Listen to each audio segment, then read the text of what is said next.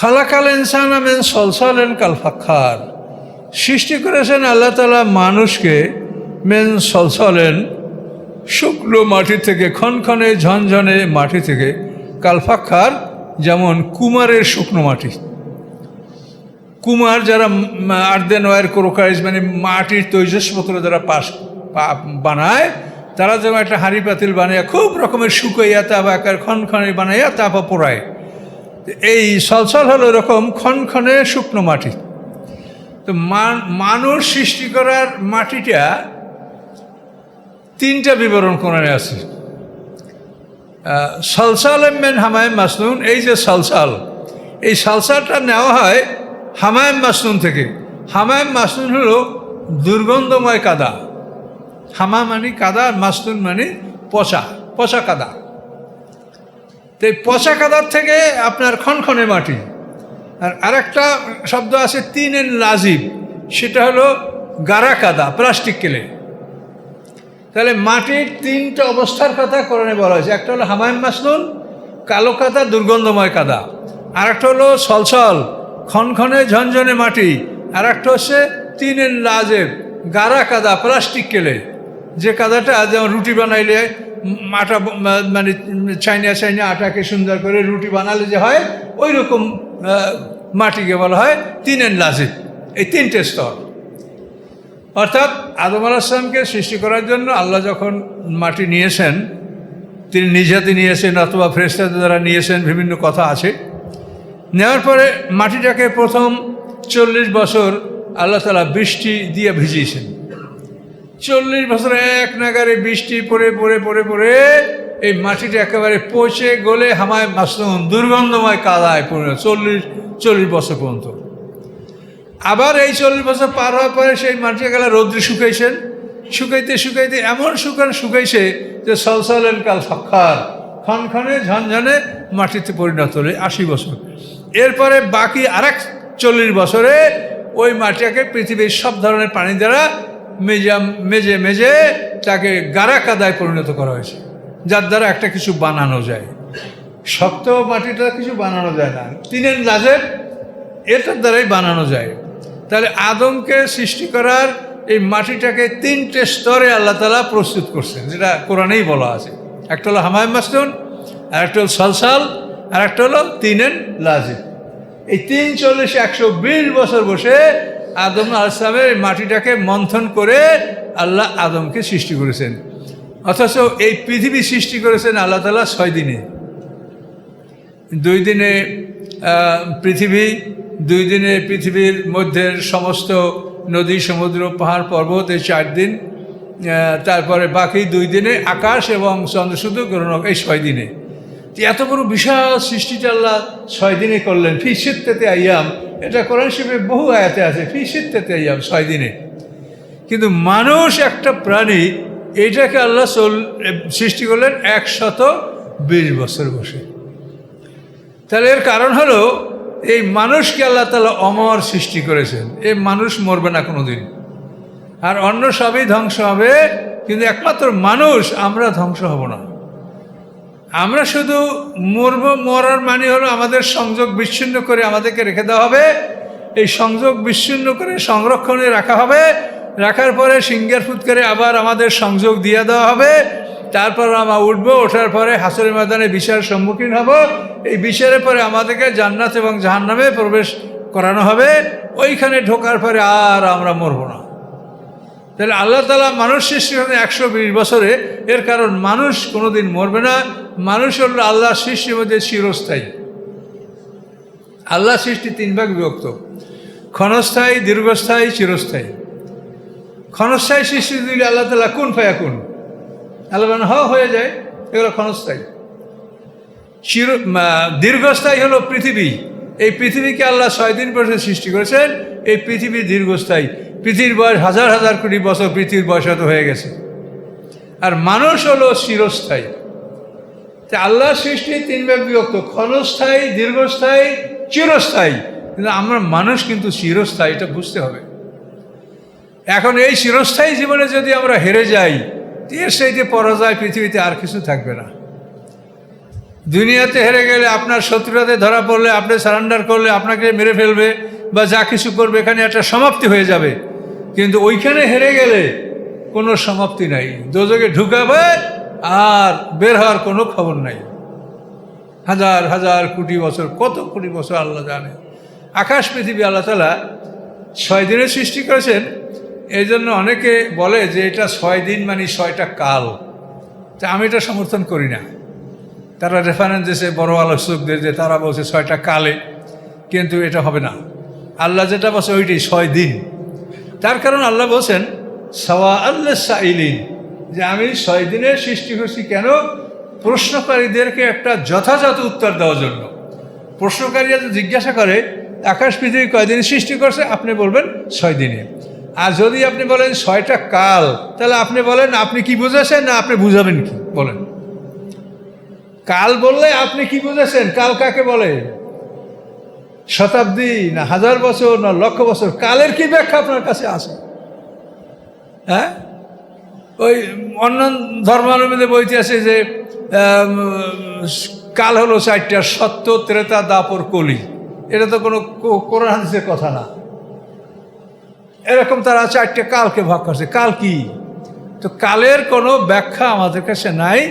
এটা একটা সময়কে কাল বলা হয়। কাজে এই জন্য যদি আপনি বলেন যে আকাশ পৃথিবী 4টা কালে সৃষ্টি করা হয়েছে, তা আপনি এই কথাটা নিজেও বুঝবেন না, অন্য কাউকে বুঝাতেও পারবেন না। এই জন্য আল্লাহ যা বলেছেন ওটাই বলেন 6 দিন। আকাশ পৃথিবী সৃষ্টি হওয়ার আগে আল্লাহর হিসাবে দিন কেমন রাত কেমন সেটা তিনি জানেন। পৃথিবী সৃষ্টি করার পরে সূর্য বাইর করিয়া আল্লাহর দিন দেখা লাগবে না। আল্লাহ সূর্য সৃষ্টি করার আগেও তিনি দিন জাতের হিসাব জানেন, কি জানেন কি না? তাই তিনি বলেছেন যে আকাশ পৃথিবী আমি 6 দিনে সৃষ্টি করেছি। কাজে এই 6 দিন এটাই কারেক্ট। এখানে 6টা কাল এটা বলা হবে না। এটা অনেকে আমার কাছে বলছেন যে অমুক বড় বক্তা বলছেন, যে বড় বক্তা বললে হবে না, আপনি জিনিসটা বোঝেন। যেহেতু আল্লাহ বলছেন সামনে কি সওয়াল সাইলিন, যে প্রশ্নকারীদেরকে আপনি যথাযথ উত্তর দেওয়ার জন্য এটা আল্লাহ বলছেন 6 দিনে, এটাই আপনি বলেন, এবং এটার দ্বারাই আপনি এটা নিজেও বুঝতে পারবেন, অন্যকে বুঝাতে পারবেন। তো মানুষ সৃষ্টির 3টে স্তর আপনারা বুঝতে পারলেন। আর এর সঙ্গে কথাও জেনে নেবেন যে আদম আলাইহিস সালামকে সৃষ্টি করার জন্য যে মাটি নেওয়া হয়েছে, ওর সাথে আমাদের মাটিও কিন্তু একই সঙ্গে নেওয়া হয়েছে। একই সঙ্গে আমাদের মাটিকে ওই রকম 120 বছর মেজে মেজে তারপর আদম সৃষ্টি করে। আদমের মধ্যে আমরা ছিলাম, কিন্তু আদম থেকে হাওয়া সৃষ্টি করার পরে আমাদের এই যে মাটিটা, এটাকে বীর্যে পরিণত করে দিয়েছেন আল্লাহ। বীর্যের মাধ্যমে এটা পৃথিবীতে আল্লাহ ছড়িয়ে দিয়েছেন, এটা রূপান্তর করেছেন মাটির থেকে বীর্য। ও খালাকাল জান্নামে মারিজিম মিনার, এবং সৃষ্টি করা হয়েছে জিন জাতিকে মারিজিম মিনার, আগুনের শিখা হতে, অগ্নিশিখা মারিজ। তো মারিজিম মিনার এটার এক কথা অর্থ হলো ধোঁয়াবিহীন আগুন, যে আগুনে ধোঁয়া নাই। আগুনের সাথে যদি ধোঁয়া মিশ্রিত না থাকে তা আপনি আগুন চোখে দেখতে পাবেন না।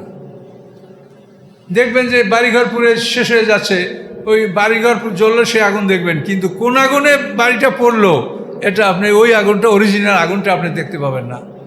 বোমা যদি নিক্ষেপ করা হয় তো বোমার আগুন চোখে দেখা যাবে না। তো মারিজিম মিনার হলো ধোঁয়াবিহীন আগুন, যে আগুনে ধোঁয়া নাই।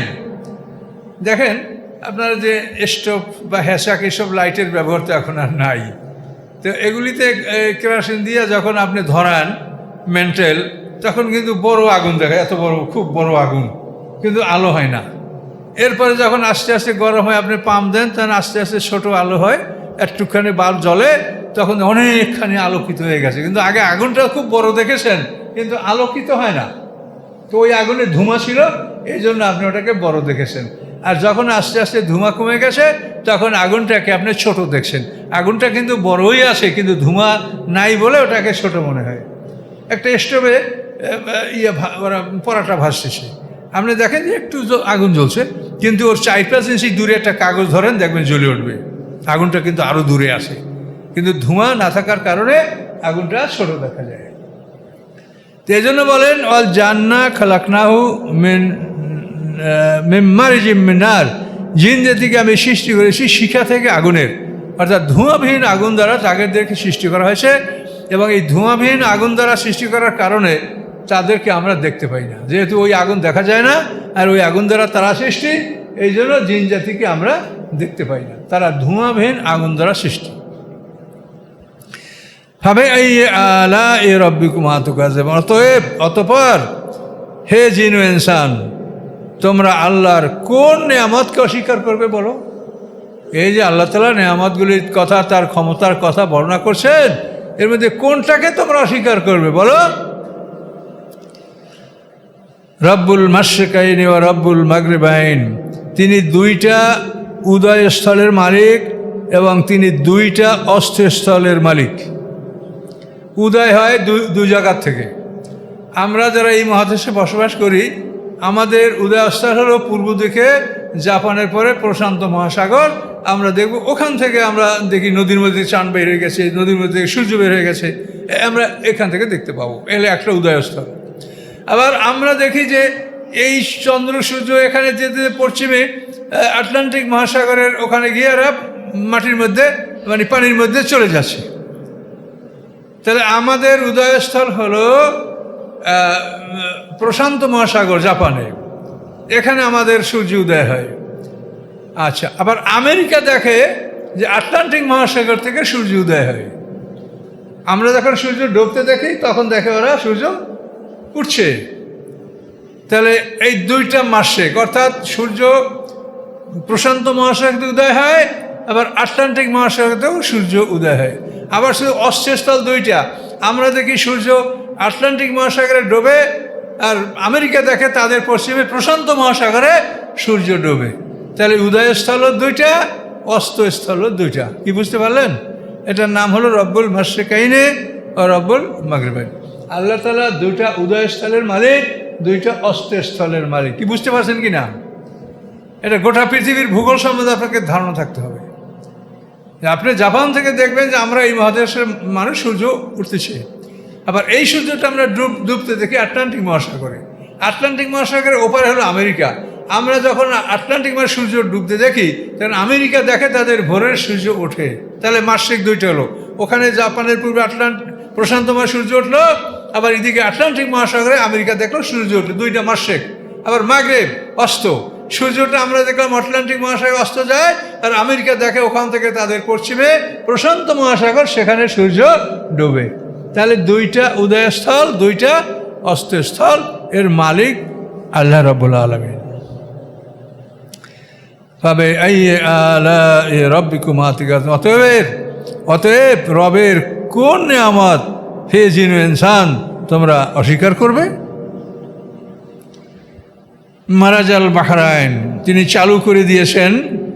মারাজা লেট লুজ, ছেড়ে দেওয়া, তিনি ছেড়ে দিয়েছেন, চালু করে দিয়েছেন বাহরাইন, দুইটা স্রোতধারা। বাহার মানে সমুদ্র, বড় নদীকেও আরবিতে বাহার বলা হয়। নহর আর বাহার, নহর হলো ছোট নদী, ওই জান্নাতের নিশ্চিত হবে নহর, আর এমনি অন্য নদী এগুলো হলো বাহার, বড় নদী। আল্লাহ বলেন প্রবাহিত হয় দুটা নদী, ইয়ালতাকিয়ান, মিলিতভাবে, কোনো ফাঁকা নাই, মিলিতভাবে। আপনি দেখবেন বঙ্গোপসাগরে এই পানিটা যাচ্ছে, শীতলক্ষা নদীর পানি, এর পরিষ্কার 10-20 ফুট নিচে মাছ দেখা যাচ্ছে। আবার তার সাথেই ওই একই জায়গায় পদ্মা নদীর পানি, যেখানে বঙ্গোপসাগরে মিশে পানিটা ঘোলা, পদ্মা নদীর পানি কিন্তু ঘোলা, শীতলক্ষার পানি পরিষ্কার। এইভাবে ঘোলা পানি, পরিষ্কার পানি একই সাথে মিলিত আছে, কিন্তু মিশে না, চিরদিন ওভাবেই চলছে। লবণ পানি, মিষ্টি পানি, তাও দুইটা ধারা পাশাপাশি চলছে, হ্যাঁ, কিন্তু তারপরও এটা মিলে যাচ্ছে না। আমাদের কোনো সাধ্য আছে যে একটা পাত্রে আপনি একই জায়গায় লবণ পানি আর মিষ্টি পানি মিশিয়ে রাখবেন? বলেন তো কে পারেন? যে একটা পাত্রে আমি পানি দুই রকম রাখবো, এই অর্ধেকে গরম মিষ্টি পানি থাকবে, এই লবণ পানি, পারবেন? ঘোলা পানি, পরিষ্কার পানি একটা পাত্রে আপনি রাখতে পারবেন? তা আল্লাহ বলে যে দেখো যেটা আমার কুদরত, তোমরা কেন আমাকে বিশ্বাস করবে না বলো? তাই আল্লাহ বলছেন মারাজাল বাহরাইনে, তিনি প্রবাহিত করেছেন দুইটা নদী, দুইটা সমুদ্র, দুইটা স্রোতধারা, ইয়ালতাকিয়ান, যারা একে অপরের সাথে মিলে আছে। তো আল্লাহ বলেন ইয়ালতাকিয়ান, তারা মিলিত অবস্থায় আছে। বাইনাহুমা বারজাখুন লা ইয়াবগিয়ান, তাদের মাঝখানে রয়েছে একটা আড়াল, একটা অন্তরায়, একটা পর্দা, যে পর্দা তারা ভেদ করে না। সেই পর্দা তারা ভেদ করে না, এই পর্দাকে মেনেই তারা চলে। এই দুইটা স্রোতধারা পানি মিলে আসে, কিন্তু মধ্যে পর্দা আছে। এই যে কেমন পর্দা আছে, এটা আল্লাহ ছাড়া আমরা কিছু বলতে পারি না। তাই আল্লাহ বলেন,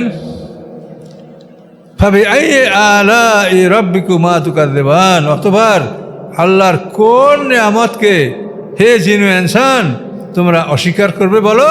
কোনোটাই অস্বীকার করার ক্ষমতা নাই। আল্লাহুল জাওয়ারেল মুনশাত, এবং আল্লাহ মানে আল্লাহর, আল্লাহ মালিক, আল জাওয়ারে গতিশীল, মুনশাত দৃশ্যমান নৌকাগুলি, ফিল বাহরে সমুদ্রের মধ্যে, কাল আলাম পাহাড়ের মতো অথবা ঝান্ডার মতো। আলাম শব্দের অর্থ, আলাম মানে নিশানা, ঝান্ডা, আবার আলাম মানে পাহাড়। তো কোনো কোনো তাফসীর কাকরা বলছেন যে এই বড় বড় জাহাজগুলি নদীর মধ্যে, মাছগুলি দূর থেকে মনে হয় যেন পাহাড়ের মতো মনে হয়, অথবা এগুলি মনে হয় যেন পতাকা অনেকগুলি, এরকম মনে হয়। যেটাই আপনি মনে করেন, দুটোই সম্ভাবনা, এবং দৃশ্য মানে তাকাইলে ওরকম মনে হবে। তো আল্লাহ বলেন, তিনি মালিক ওই চলমান নৌকাগুলির, বোঝাই চলমান নৌকাগুলি যেগুলি সমুদ্রে চলে এবং পাহাড় তুল্য মনে হয়, অথবা মনে হয় যেন পতাকাবাহী জাহাজ, এগুলি সমুদ্রে চলছে। এই জাহাজগুলি সমুদ্রে চলা, লক্ষ লক্ষ টন ওজন এক একটা জাহাজের। এইটা কীভাবে পানিতে ভেসে থাকে, এক আশ্চর্য কুদরত আল্লাহর। হ্যাঁ, যে একটা জাহাজের লক্ষ লক্ষ টন ওজন, সেই জাহাজটা পানিতে ভেসে থাকে, অথবা একটা সুই পানিতে ভেসে থাকতে পারে, ডুবে যায়। তো এই জ্ঞান মানুষকে আল্লাহ শিখিয়েছেন, এবং এই কৌশল দ্বারা মানুষ উপকৃত হচ্ছে, ব্যবসা বাণিজ্য করছে। পৃথিবীর সবচেয়ে বড় লেনদেনগুলো এখনও কিন্তু পানি জাহাজই হয়। যে ব্যাপক হারে মানে আপনি কোনো দেশ থেকে গম আমদানি করবেন এবং বড় কিছু আমদানি করবেন, এগুলো কিন্তু এখনও এই নৌপথেই হয়। নৌপথ ছাড়া এই পৃথিবীর বড় বড় বিনিময় ব্যবসা, এটা কিন্তু অন্য কোনো রুটে এটা হয় না। এই জন্য আল্লাহ তাআলা বলছেন যে এই বড় বড় জাহাজগুলি সমুদ্রে চলে, মনে হয় যেন পাহাড়। তো এগুলির মালিক আল্লাহ, এবং এই দৃশ্যমান নৌকাগুলি সমুদ্রে চলে। ভাবে এই আলা এ রব্বিকুমা তুকাযযিবান, অতএব তোমরা রবের কোন নেয়ামতকে তোমরা অস্বীকার করবে বলো হে জিন ও ইনসান? কুল্লু মান আলাইহা ফান, এই পৃথিবীতে যারা আছে, আলাইহা মানে আলালার পৃথিবী, এই পৃথিবীর উপরে যারা আছে সবাই ধ্বংস হয়ে যাবে। সিংহার ফুৎকারে সবাই ধ্বংস হবে। সিংহার ফুৎকারে ধ্বংস হবে না কারা? ইল্লা মান শাআ আল্লাহ, এটা কোরআনে বলা আছে, ইল্লা মান শাআ আল্লাহ, আল্লাহ যাদেরকে চাবেন তারা। সিংহার ফুৎকারে ধ্বংস হবে না আল্লাহর 4 বড় ফেরেশতা, আর সিংহার ফুৎকারে ধ্বংস হবে না আল্লাহর আরশ বহনকারী 4 ফেরেশতা। আরশ বহনকারী ফেরেশতা 4 অথবা 8, কোরআনের বর্ণনা আছে 8 জন। ও ইয়াহমিলু আরশা রাব্বিকা ফাওকাহুম ইয়াওমাইযিন সামানিয়া। হাসরের ময়দানে যখন আল্লাহর সিংহাসন নিয়ে আসা হবে, তখন 8 জন ফেরেশতা আল্লাহর সিংহাসন বহন করবে। তো সিংহার ফুৎকার শেষ হয়ে যাবে, 40 বছর পর্যন্ত সিংহার ফুৎকার চলবে। এই সিংহার ফুৎকারে সমস্ত মানুষ মরবে, জিন জাতি মরবে, শয়তান মরবে, সব মরবে, কিন্তু সিংহার ফুৎকার সমাপ্ত হয়ে যাবে। এরপর আল্লাহ তাআলা আজরাইলকে জিজ্ঞাসা করে, আজরাইল কে কে আছে বলো? তার কারণ প্রাণীর জান কবজ করার দায়িত্ব আজরাইলের, এই জন্য আজরাইলকে জিজ্ঞাসা করেন কে কে আছে বলো। তো আজরাইল বলবে যে আল্লাহ আপনি তো ভালো জানেন, তো আমরা এই 4 ফেরেশতা আছি, আর আপনার আরশ বহনকারী ফেরেশতারা আছে। তখন আল্লাহ বলবেন যে আমার আরশ বহনকারী ফেরেশতাদের প্রয়োজন নাই, তোমরা মরো। তখন আরশ বহনকারী ফেরেশতারা মরে যাবে, এবং আল্লাহর আদেশে, আল্লাহর হুকুমে আল্লাহর আরশ কায়েম থাকবে। এই ফেরেশতা মরে যাওয়ার কারণে আল্লাহর আরশ কোনো ক্ষতিগ্রস্ত হবে না। এরপরে আল্লাহ বলবেন, এই আজরাইল কে আছে বলো। তাহলে আল্লাহ আপনি তো ভালো জানেন, এখন আছি আমরা 4 জন। এরপরে আল্লাহ বলবেন, এই মেকাইল মরো, ইসরাফিল তুমি তোমার সিংহাটা আমার আরশ উপরে রেখে এবার তুমি মরো। এরপরে আজরাইলকে আল্লাহ বলে, আজরাইল তুমি মরো। এরপরে সর্বশেষ থাকবে জিবরিল সবচেয়ে বড় ফেরেশতা। তো জিবরিলকে আল্লাহ বলে যে জিবরিল কে আছে? জিবরিল মানে যে আল্লাহ আমি আছি, আমিও থাকবো না, আমি এখনই মারা যাব। তখন ওই জিবরিল আল্লাহর আরশের সামনে সে 600 পাখা, এই পাখাগুলি ঝাপটাতে ঝাপটাতে জবে করা মুরগি যেরকম ছটফট করে পাখা ঝাপটায়, এইরকম ঝাপটাতে ঝাপটাতে ওখানে জিবরিল আমিনও মারা যাবেন। পাহাড়ের মতো স্তূপ হয়ে থাকবে তার দেহ। এইভাবে একে একে সব শেষ হয়ে যাবে। কুল্লুমান আলাইহা ফান, কেউ বেশি থাকবে না। ওয়াবকা ওয়াজহু রাব্বিকা যুল জালালি ওয়াল ইকরাম, শুধু আপনার রবের অস্তিত্ব, এই রবের অস্তিত্ব, যে যিনি মহাক্ষমতার মালিক, মহাসম্মানের মালিক, একমাত্র তার অস্তিত্ব থাকবে, এছাড়া কারো অস্তিত্ব থাকবে না। এটা আল্লাহ ঘোষণা করলেন। কুল্লুমান আলাইহা ফান ওয়াবকা ওয়াজহু রাব্বিকা যুল জালালি, মহাসম্মানের মালিক, মহাক্ষমতার মালিক যিনি আল্লাহ, মহা করুণার মালিক, দয়ার মালিক, তিনি থাকবেন, এছাড়া আর কেউ থাকবে না। এরপরে আল্লাহ ফাবি আইয়া আল্লাহ রব্বুকুম আতুকাযিবান, আল্লাহর কোন নেয়ামতকে তোমরা অস্বীকার করবে হে জিন ইনসান। তো এই সব মরে যাওয়ার পর আল্লাহ প্রমাণ করবেন যে এই মহাবিশ্ব পরিচালনার জন্য আমার কোটি কোটি ফেরেশতা আছে, এদেরকে কাজে লাগে না, এদের দ্বারা আমি কাজ করাই, ভুল হলে আমি বলে দিই, তারা আমার কাজে সাহায্য করে না, আমি একা করি সব। এইটা আল্লাহ প্রমাণ করলেন। এরপরে আল্লাহ তাআলা তার হুকুমে আরোহণকারী ফেরেশতাদেরকে জীবিত করবেন। আর ওই প্রধান 4 ফেরেশতা আল্লাহর হুকুমে জীবিত হবে।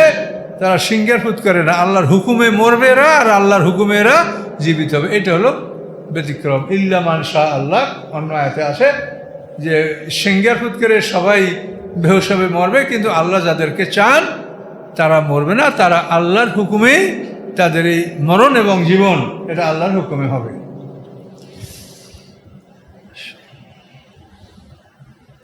ইয়াসআলু মান ফিস সামাওয়াতি ওয়াল আরদ, যারা আকাশে আছে, যারা পৃথিবীতে আছে, সবাই আল্লাহর কাছে চায়, সবাই তার কাছেই চায়।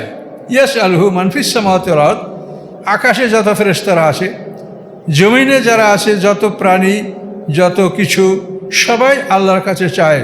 এবং কুল্লা ইয়াওমিন হুয়া ফি শাআন, এবং প্রতিদিন আল্লাহ তাআলা কাজে লিপ্ত থাকেন, সব সময় তার কাজ, কোনো একটা মুহূর্ত কাজ ছাড়া আল্লাহর কোনো বিশ্রাম, নিদ্রা, তন্দ্রা, ঘুম এটা নাই। এটা আল্লাহ বলেই দিয়েছেন, লা তাখুযু সিনাতুন ওয়ালা নাওম, সার্বক্ষণিকভাবে তিনি কাজে থাকেন। কুল্লা ইয়াওমিন, প্রত্যেকটি মুহূর্তে, প্রত্যেকটা দিনে তিনি কাজে থাকেন, কাজ ছাড়া তার কোনো কিছু নাই, শুধু কাজ আর কাজ, কাজ করেন তিনি। ফাবি আইয়া আলাই রব্বিকুম আতুকাযিবান, অতএব হে জিন ও ইনসান, আল্লাহর কোন নেয়ামতকে তোমরা অস্বীকার করবে। এরপর আল্লাহ বলছেন সানাফরুগুলো কামাইয়া সাকালান, আমার এত কাজ, এরপরে আমি কি করব? আমি অবসর গ্রহণ করব তোমাদের জন্য হে জিন ও ইনসান।